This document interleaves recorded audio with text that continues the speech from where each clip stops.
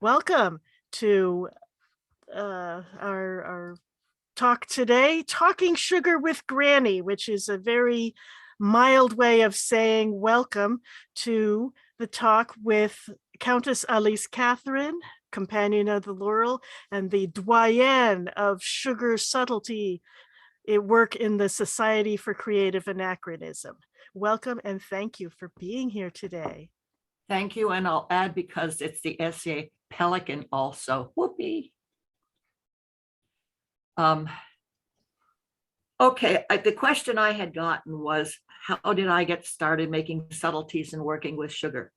And it started with cake decorating. When I came in the SCA, I decorated cakes for friends and family and church affairs, and figured, well, okay, I'll make a cake and see what people think. Do you have picture two? Oh, picture two? I had picture one. No, okay, just leave that.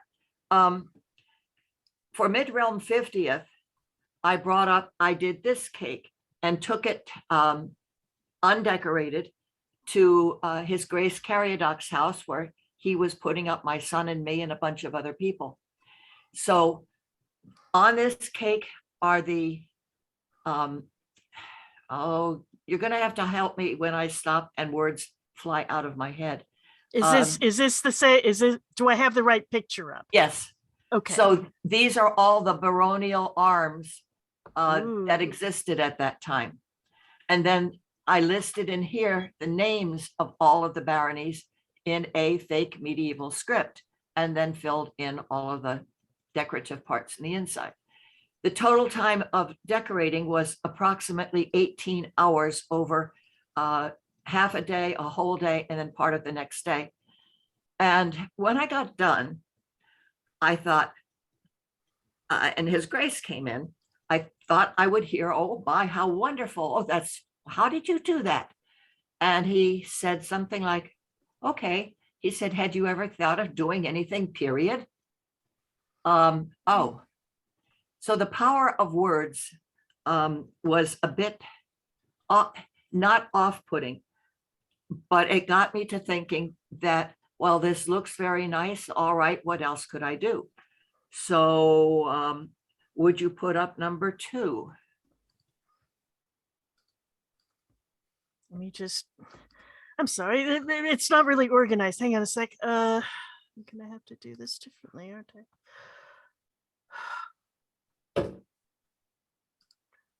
New share.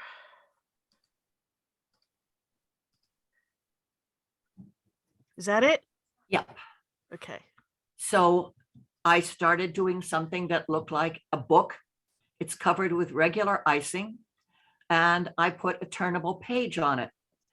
And I also put a period, so that anytime I did a cake, it would be a period cake. Maha. I have no idea where I got onto the idea of sugar paste. It probably was in buying some of the books, like Banqueting Stuff by C. Ann Wilson, that started me looking at more period recipes. Locally, I had decorated a cake, and the mistress of the Cook's Guild said, well, I don't know that powdered sugar is period. What was powdered sugar? So that's when I ended up doing some research in cookery books and found out about what powdered sugar was, and then wrote an article on my website. Turns out that powdered sugar was the crystals that fell off the sugar cone, and then had to be ground up to make a fine sugar. So powdered merely meant those crystals that came off. So no, there was no real powdered sugar. One of the first items started with sugar plate, which got me confused a bit between sugar plate and sugar paste. Sugar plate is mentioned in one of the Form of Curie or the Harley and cookery books, and that was boiled sugar. that they poured out, and it made a plate that people could actually eat off of. So I started making this sugar paste thing that nobody had heard of. That's the first example, and it's sugar paste around a, let me hear, this being a wedding cake pillar base. And this was the top of a yogurt container that I molded the paste around. I don't recall what the dots were. I wasn't sugar paste. It was perhaps royal icing. But this is the very first thing that I ended up doing, and won a prize because nobody had heard of this stuff before. I would like to say that starting with this and finding out more and more through cookery books and courses, I thought other people could do better. And if you were at the subtleties course yesterday, then you would have seen some of the better that got done. I sort of felt like being the Johnny Appleseed of sugar paste, because if somebody invited me somewhere, then I did a course on sugar paste. Yeah, keep this one in mind. Juana Isabella had this yesterday from one of the perfectly period feasts that they did. And the painting on the plates is marvelous. This is sugar paste, according to her. This is not. But this looks just like what Ivan Day did in one of his courses that we helped on. He had molds that these bits and pieces that are fancy would come out of. I have some of that, I believe, either on, would have been on Flickr. I don't know if you're putting up sometime the Flickr address, but I put up some of the things that Ivan did on the albums there. But this is that number, is that number, picture number 4? Because I can switch to that. No, I don't. Okay. No, the Ivan Day course, I ought to do an Ivan Day course sometime. But the point I wanted to make about this is seeing this, you will see later on, and I don't know which number it is, of what our local group did when sugar paste took over some of the illuminators, and they started doing painting on sugar paste and outstripping me. I believe it. They're great. Anyway, this is where I'm absolutely delighted to see people doing something. I've learned that I don't have in my fingers the ability to make a sculpture. I can make plates, I can make flat stuff, I can paint, sort of. So sorry. Seeing this is what I am delighted to see people do, from having started sugar paste back probably around 1988, apparently. That was the very, very first. Yeah, 1988. I did the cakes and the fake stuff. So this one that you had up before was the first sugar goblet plate using modern paste colors. And it was around this time that the lady, Dame Enid Aurelia of the Tin Isles that I was apprenticed to, asked me about period colors. What did they color with? So do you have number 4? This is all sugar paste. This is saffron color. This one, which doesn't show very well, is a very pale green from parsley. And this one here is from Saunders. And I tried following some of the instructions to make the roses on a stick. So this was the colors that I started with. And the colors then ended up by looking for any cookery book, basically English, that I had, finding out what colors did they mention coloring food with, or sugar paste, making a list of them. And it ended up being the complete anachronist a number of years later with Cindy Renfro called The Colorful Cook. And that's issue 109, 109, if you go and order it from the SCA Marketplace. And published in 2000. Do you have photos 5 and 6? Yes, ma'am, I do. So locally, I got challenged by, well, you're using modern paste colors. I was not using the liquid colors for cake decorating. I used the paste colors. So on these 4 sugar paste circles, here's the non-toxic, and here is the toxic above. I tried to see that, to prove that if you used non-toxic food paste colors, they would be an acceptable substitute for the toxic ones that are listed in the cookery books. So we had lapis, ultramarine at least. I want to point out that if you work with sugar paste and trying to write something on it, you need to be careful about the bleed through that happens. And you can see that some of these have had bleed through. I don't know that you can tell when working with sugar paste what is going to bleed through or what is not. I've had some pieces where I've written on one side and the top part of the item has bled through and out. And then in other places, the color is just where you put it. So it's always just test it before you put it on the final piece for the head table. well, you can't tell, even if you unless you have found out a way that, oh, this is going to bleed through, so you make another piece or you don't put anything there. Some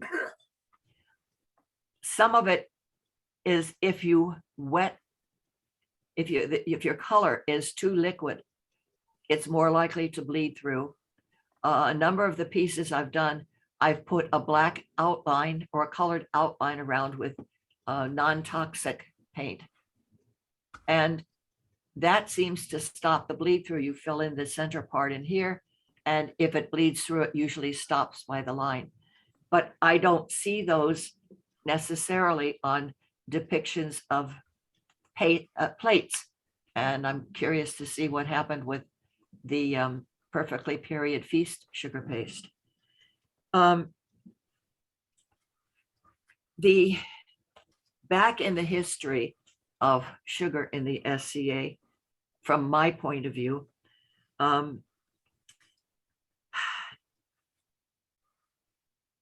always want to, I would really like to give credit to those people who were working on sugar paste, but didn't go out and teach.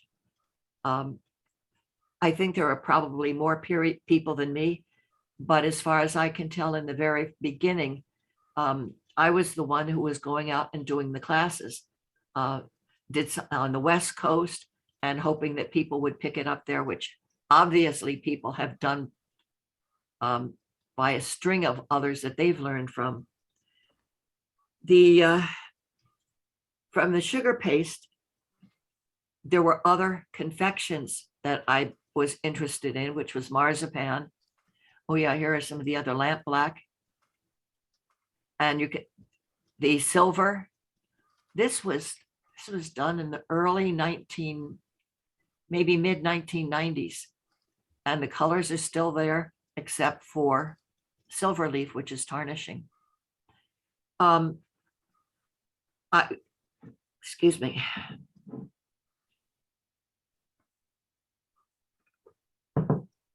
I worked with marzipan and the marzipan that I've written about is starting from the shelled, but still has the, what do you call it? The brown part on it, the hull. Mm-hmm. and taking that off and how to do it easily. And then grinding it up in a blend, not a blender, food processor, and what you do to get it to a very fine texture. Fine. Yeah, feel free, because this is, Granny says that sometimes as you get older, the words start going away, and it's a rather disconcerting. The interest that I had in sugar paste went on to marzipan and comfits, and a number of other dishes that are in C. Ann Wilson's book, Banqueting Stuff. I think that ended up with all of my notes in 2014, about 20 years after I started on confections, sugar paste, etc., into another complete anachronist, which is Confections and the English Banquet in 2014, and it's number 163. If you are interested in confections and the English Banquet, I tried to look in all of the English corpus of what was actually mentioned as being served in a banquet, and then finding a corresponding recipe in one of the cookery books in that time. And I think I found a number of recipes for a particular item. Some I found just one, but I've listed them all in that book. And I've listed a period recipe for each of the items that is mentioned in the, as being served in a banquet. There are not modernized recipes. That's up to you guys. But there is listed a period recipe if you want to put out an English banquet. While this comfits was something that had intrigued me, and I can't remember how I found out about comfits, but I think it might have been in 2000 when the Leeds Food History Symposium was revisiting a 10-year anniversary, I believe it was, of banqueting stuff.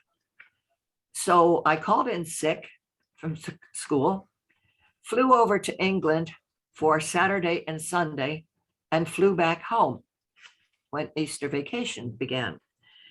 And the Leeds Food History Symposium was on banqueting stuff.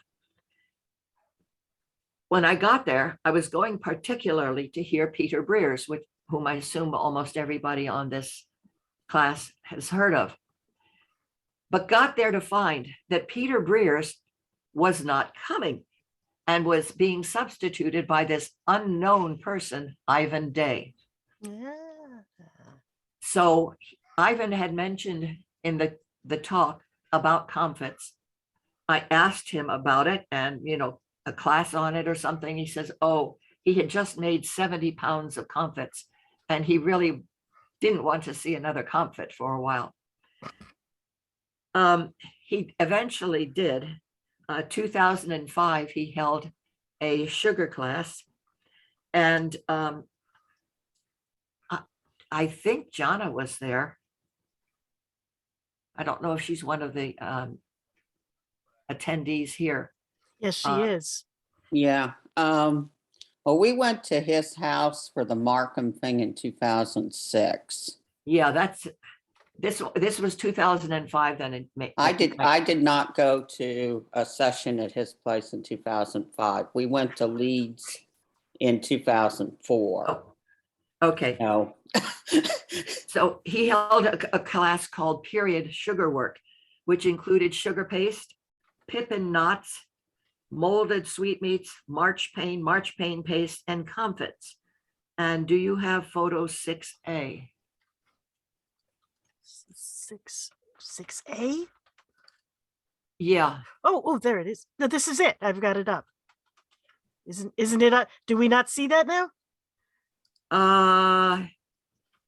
Got what's after 6A? Oh, I've got the old one. Okay, sorry. That one. I'm sorry. I thought I'd moved it over. There we go. That's Okay. it. This is for those who are interested in comfits, what a setup is for making them. There is a funnel that you can adjust there's a little pin you can push up and down that adjusts the flow of the sugar. The comfits, the seeds are put in this balancing pan, which has another name, I believe. And it's sitting over top of a charcoal burner. So you put the seeds in here and you start warming them up, rubbing them around, and then let a little bit of sugar into the pan and stir it with your hand. I've stirred it with my hand in a wok and it works fine. It should not be hot enough to burn your hand, nor should the sugar be so hot as to burn your hand. But a lot of people, including me, start out by using a wooden spatula to move them around. So this is the method of producing comfits in period. To get a good size comfit, it takes anywhere from 50 to 70 or more charges, which is a charge is a, okay, what's the modern word? Coat. And over you add the charges, the coats to the seeds. I found that you need to sometimes cut down by half what you're working on, because you may end up with too many comfits that you're moving to be able to coat them all evenly and well. You can get about 12 to 15 charges on in one day, in one session, and you put them aside and do them again the next day. Mistakes that people make are that they put too much sugar on the seeds. I guess the idea is if you put a lot on, it'll all stick on nice and thick and you won't have to work as long. But making comfits, if you've done it, can be a very tedious, finicky, time-consuming task. I should stop reading what comes up. If you don't move the comfits around enough in the pan, you think they're done and you're going to add another charge. The comfit seed, the cover, sugar cover, needs to be white, not gray. Gray means you've got too much moisture in and you need to move it more so that it becomes a white color. Take them off, set them aside on the warm spot, put the more waiting seeds in here, cover them, move them around, take them off, put your next little batch in. And as I said, it takes, the best ones I've done have been 50 to 70 seeds. So I learned about comfits here and came back to Ivan's second class that he did after this course, the beginning sugar work. He held a second advanced sugar work class. And I am tickled to say I brought in some of the comfits that I did that were thick, smooth, because I find smooth ones harder to make than ragged ones. And I said, are these okay? And he says, yes, they're very nice. So I think that's about all you're going to get out of Peter Breer's. And I was quite delighted. I mentioned about teaching sugar paste class and feeling like Johnny Appleseed. I started doing them at Pensick, and I think the first classes in Pensick might have been in Pensick 26 or 25, but somewhere around there. Before this class began, people were mentioning about the development of the SCA on the internet. And I think one of the things for the development of sugar work in the SCA, particularly sugar paste, has been the popularity of Rialto, and then the breakout into local kingdom, lost word, kingdom pages, blogs, not blogs, and then classic, what do you call it? Facebook groups. Social media in general, you know, Yeah. you got your Twitter, you got your Facebook, you got your Instagram. Yeah, that's even more modern. I don't know Yeah. that. I got and- kids. They keep me current. And there were before Facebook, there were groups. I know Jonna had one very early on, and then came over on Facebook. And there The Yahoo groups, yes, the yes, mailing lists. Yeah. yep. And that's where a lot of sharing came. I strongly recommend, if you're interested in subtleties of all types, to go look at both of the Facebook subtlety groups. They both have media pictures that have been saved on the group. One of them I stopped, I think it was Jonna's. I stopped counting how many pictures were uploaded after I got to 350. So those are good ones to look at if you want to get some ideas for doing subtleties.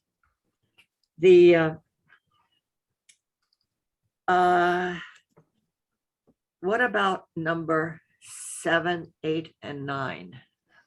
Let's do those in sequence. Okay, there's that.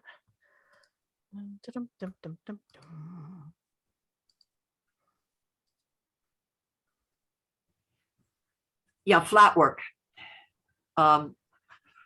This is a coronet case made for Baron Henry of Skraeling Althing that I went up for. And oddly, on Twitter, one of the historians had posted a picture of a box that was made to hold some fancy stuff there. And other than the fact that it was made out of wood and metal, same type of thing with making a sugar paste box. Next one.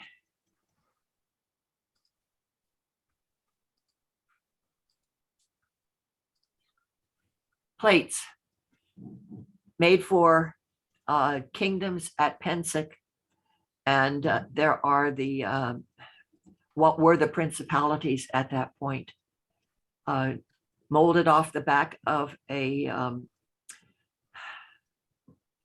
TV dinner that they sold that had a nice plate, not ceramic, plastic plate that could take heat and stuff.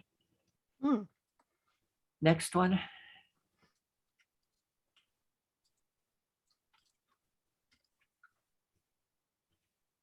Marzipan at the bottom, a copy of the runestone in marzipan, and then a reliquary box for the runestone for the two people who had made it, had it carved. What to me is so exciting is what people have taken. Now, these are my photos only because those are the ones I have access to. And I don't know about using other people's photos when I don't know who made it. But sugar stuff has really taken off, and I thank everyone who is doing sugar work at this point. You have 10, 11, 12, and 12A. Here is somebody's work that is a cookie dough, but the figures are of sugar, I believe. And they did it for a group that we had, SCA Subtleties, years ago. Next.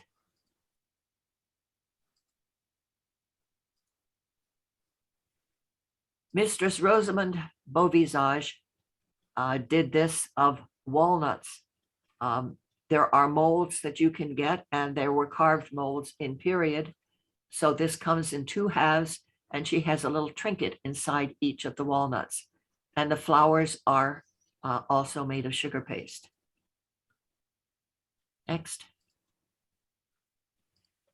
The burning of Londinium. Sugar for the I think the figurines, or probably marzipan.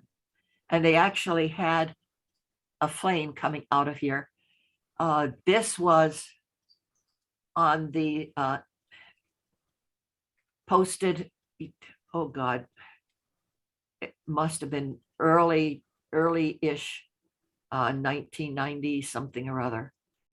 What was that, from the cooks list or SCA cooks Yeah, list? it's from way back when I was collecting pictures of people, and I have a, SCA subtleties, and that's so way back in the beginning. I'm not sure what group it was on, but this was one that somebody, I think this was from New Jersey, that she sent it in. We had briefly in the SC for about 2 years, I think, in the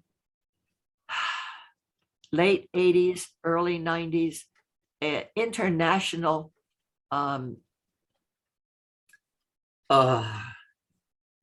International Cooks Guild that was mailed out, and people subscribed to help cover costs. Mem Mormon was on that. Okay. And Mordana, as she was known then. okay, I did not know the name other than Mem Mormon. She had a newsletter later. She's on Facebook now. I've seen her name go by recently. Yeah. Well, back when we had the International Guild of Confectioners, guild was the word I was missing. It finally petered out. It was typed by me, photocopied, and mailed off to everybody. So that was pre-internet stuff. And Mem then went on to do a newsletter on cooking, because some people wanted to branch out into cooking. So, okay, I mentioned about the Facebook groups. A couple questions had come in about what challenges have I faced in making subtleties. And I mentioned briefly that I don't make figures. My brain will, yes, hang on to that one. My brain can see the item in my head. My fingers don't do it. I was trying to make a hedgehog out of sugar, and I ended up with a swan. And so I hollowed out its back, and it became swan butter dishes. This is the local banquet table that was put together in the barony of Cleflands. Baked and not sugar. Oh, great. Baked goods are here. These were sugar paste. Some of the plates that things were sitting on were sugar paste. And they made this little castle-y bit here out of sugar paste. This probably might have been at the same time or a couple years before Juana Isabel's PPF table. And again, it's delightful to see what people have done, coming from the very beginning where it's a cake with a period on it. That's number 13, right? No, this is number 13. Oh, okay. That's a flat plate. That's me. Made for a king and queen coronation. So as I said, I can do flat plates, but don't ask me to do hedgehogs. I was asked what's been the coolest experience when making and presenting subtleties. And one experience that I have never forgotten. So Granny says If someone praises you for what you've made, just shut up and say thank you. Do not point out flaws or make any excuses why it is not perfect in your eyes. I gave a sugar paste gift to Queen Lisa of the Midrealm, who was to give it as from the Midrealm to some other king or queen. And she took it and she looked at it and she said, oh, it's marvelous. And then I started to say, yeah, well, I had trouble here and blah, blah. And she looked at me. If you've been looked at by Queen Lisa, you know you've been looked at. I said, I'm supposed to say thank you, aren't I? And she looked again and she said, yes. So don't make excuses for what you've done. I was scolded in that way early in my SCA life by Duchess Natalia in exactly the same glare and the same, just say thank you, Selody. Thank you, Selody. Yeah. Another question that I was asked, what sorts of to-do things have I always wanted to do? And honestly, it hasn't had anything to do with making the sugar. What I've wanted to do is collect all the information I could find and put it out somewhere so that somebody else could run with it, which is what was the impetus behind the banqueting, confections, and the English banquet. I had been collecting all this stuff, all the recipes, storing them in my Word files. And this was, well, 2014 wasn't that long ago. Probably around the year before, in 2013, I began thinking, what am I doing with all this stuff? Because I was very much slowing down in the SCA. So all of these things that I had found, what was going to happen with them, which is why I put together what really were a bunch of notes that I had from over the years, from what, 1990 to 2014, and thought, well, okay, rather than die with the stuff in my computer, we'll put it out there. So if you have any interest in confections and the English banquet, I would suggest getting a hold of a copy, seeing what strikes you and where you would like to go with it. There's fascinating things I've discovered by downloading later books on confections, and John has given me titles of some of them that we've found on the internet that are downloadable. What colors to use in confectionery? How do you process the color? What are the problems with making it? One of the later cookery books has a, okay, I'm going to lose that word, lacquer, a food lacquer that you put on things and how to make it. I don't know how many people know about that. So it does not hurt to download any of the books that deal with confections later on. While it may not be period like the lacquer, it can preserve the stuff that you make rather than having to go to food lacquer or even non-food lacquer and tell people not to eat it. Yeah. There are things that bother me that I did not stop to make note of because I was sure I'd find it, was how were nutmegs and peppercorns and whole cloves softened so that you could make a comfit out of them. And there, yeah. How do you soften a nutmeg? Well, I'll bet Jonna could find the information for that. It's somewhere in my computer. And it was sideways in one of the articles, cookery books as to what to do. It was not a, here's how to soften them, but it said, for nutmegs and cloves, soak them in. And I don't know if it was vinegar or what.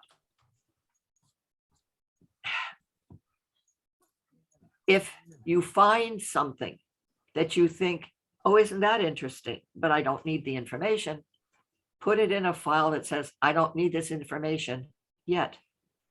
There's, excuse me. Because you will want it someday at 2 a.m. when it Yep. crosses your mind. Granny says, teach the craft that you know to other people and let them fly with it.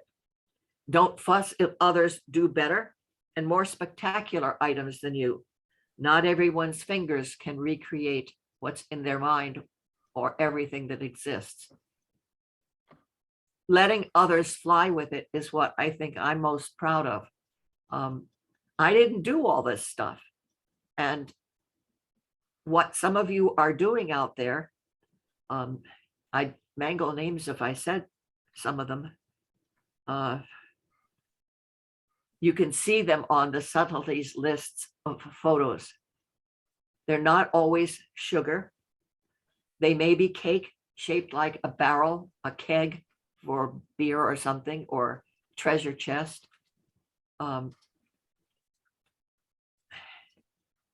They're the people who are flying with what we started out with in the early 90s. I find it almost inexplicable to say where we were and where we are now. And it's where we are now that has been pushed by this blessed internet that we have. Oh, God bless the internet. Somebody asked, what was your biggest failure and what did you learn from it? I haven't big failures exactly, but I got 3 oopsies. 2 of them are my oopsies. Back before I was apprenticed to Dame Alys, so this would have been early 90s. I went up, I think it was the time of that coronet box for Baron Henry. Excuse me. My son and I drove up to Ottawa, which is a far piece from Cleveland, Ohio. And I was to teach a class on making sugar paste at her home. So, like today, I got nervous and I was using gum tragacanth, the real stuff, gum dragon. You have to put it in rose water is the suggestion, or water, and let it soak and mollify. Well, I put it in and I don't know what happened, but I probably didn't have enough liquid. I may not have mushed it around or given it enough time to mollify. And there are the class members staring at me, waiting for me to get going on making the sugar paste. So it was sort of mollified, meaning it wasn't quite liquid. It was more like a little doughy bit. And I thought, well, this will work because I have more liquid to put in the sugar. So I started making the sugar paste. Yeah, right. It didn't liquefy any further. It didn't, as I needed the dough, become mixed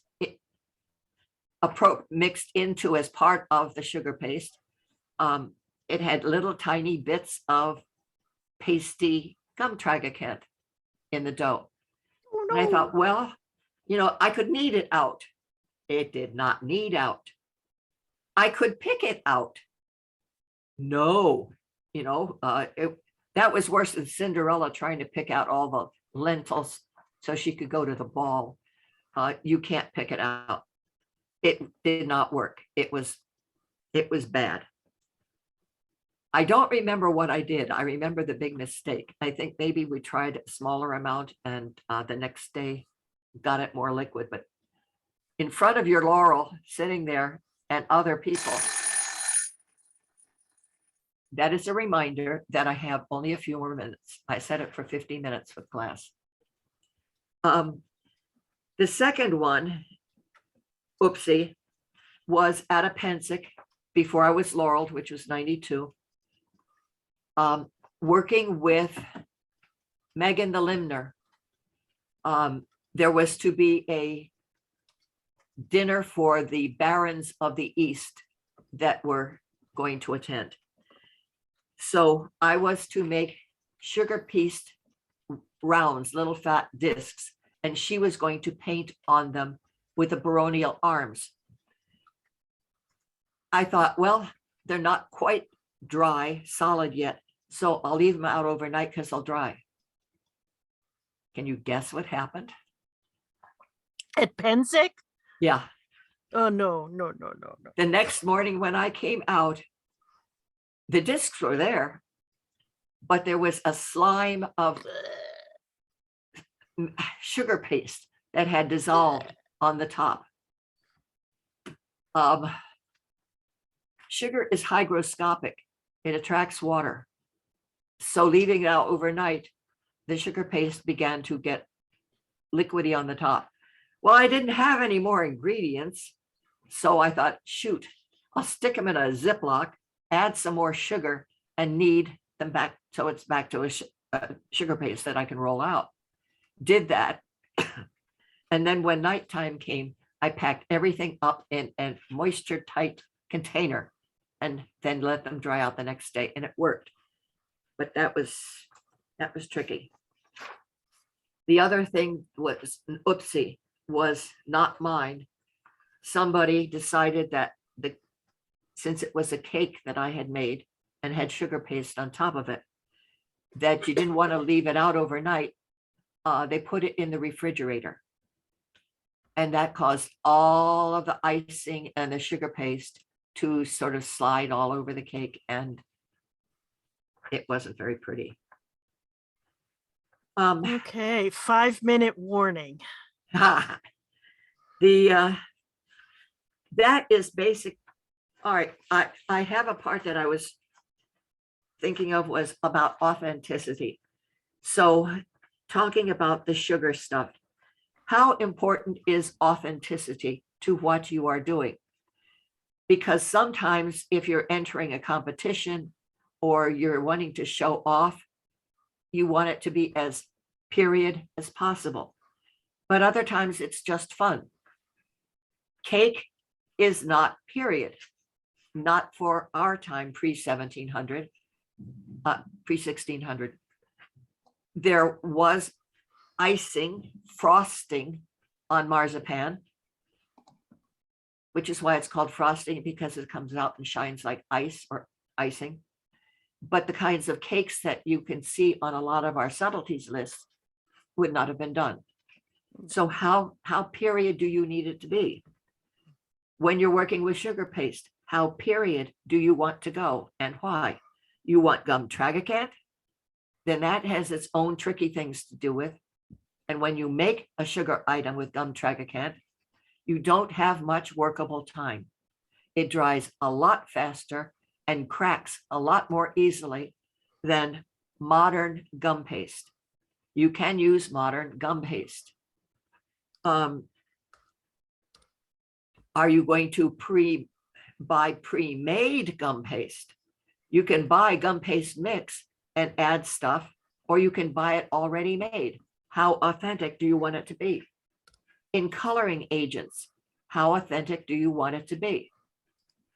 I got an article, I refer back to my website, which is real easy name. It's damealys.com. Marzipan, how authentic do you want it to be? Grind your own almonds. And their talk about adding rose water to prevent oiling. I never knew what that meant until one day I actually ground to the point that almonds actually oiled. Do you want to use pre-packaged ground almonds or almond flour? What do you think about the difference in texture and workability if you use the drier flour, almond flour. I will refer people to the Flickr.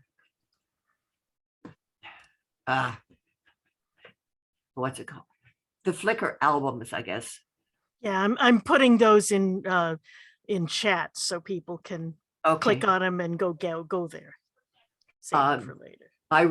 I suggest if you are interested in period cookery and sweets, go take a look at the Flickr albums that I have.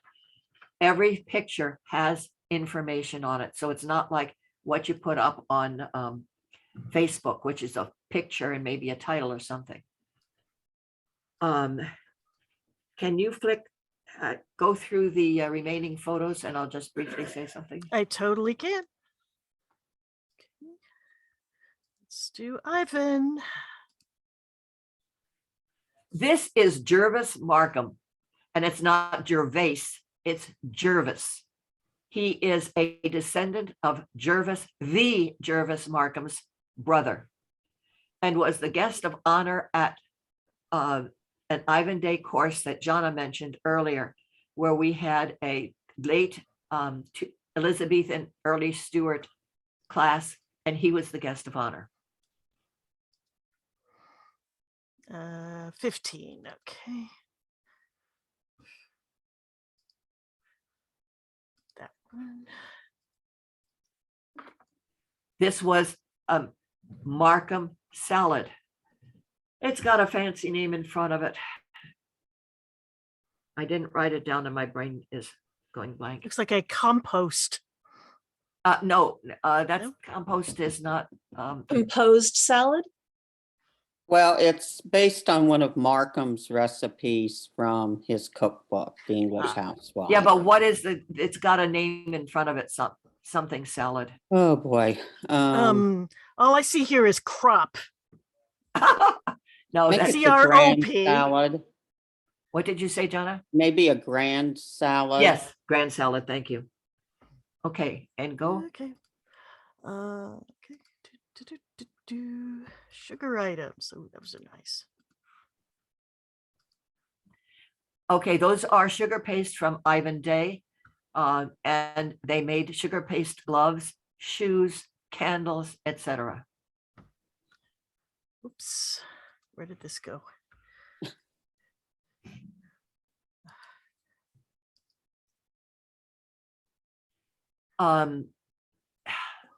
There's Yeah, armatures. We've got armatures. I need to show this to my husband, who is a and Jonna said model it's, builder.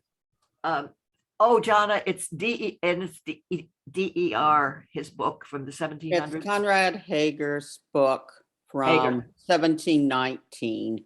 It has 300 and some illustrations in it. It's one of the biggest, best illustrated cookbooks to ever come out. But it's early 18th century. Armatures are period. This may give you an idea if you want to use armatures. Can you go to the next?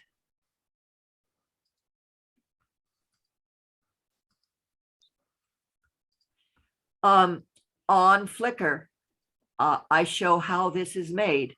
And if you want to try a fancy cake, like a pie like this, what he did was take a photo of the design from one of the period, like Robert May's cookery book.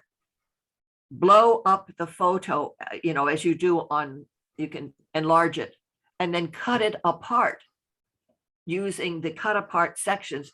I'm pointing with my finger, which you can't see. Over here is this part. So you lay this on your dough and cut it out and you get this section. Then you cut out this one and lay it on your dough in bits and pieces. And then you've got the fancy decorated pie crust. I'm sorry, my mouse just blew out. I had to plug in another one. Okay, next I think we're share. almost to the end. We're almost there. We've got the spices. Tudor, this is from Tudor Kitchens. I spent a number of times there with them all day long. And this is how they have their spices arranged. Okay, that's think the you can- last picture I've got. Okay. All right, well, that's time. What Any- was someone just asked for a book title. I don't even know which book title it was. I think it was the one for the armature. Armatures? Jonna has that. It's, If you could write that into chat, please, that would be very helpful. So I can spell it. just a second here. I am trying to share. Now, Well, I'll put in it's a not last, working.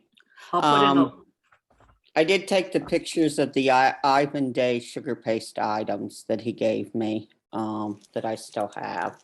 okay. The book is in German. Was never translated into English. There was a reprint done in the 1990s that currently runs anywhere between, well, it starts at $300 and runs on up from there. It's basically, I can't pronounce it exactly. It's the New Salzburg Cookbook. Well, what If we you need to look do up is talk. Hager, We need to get. Hagger is the name. It's Conrad.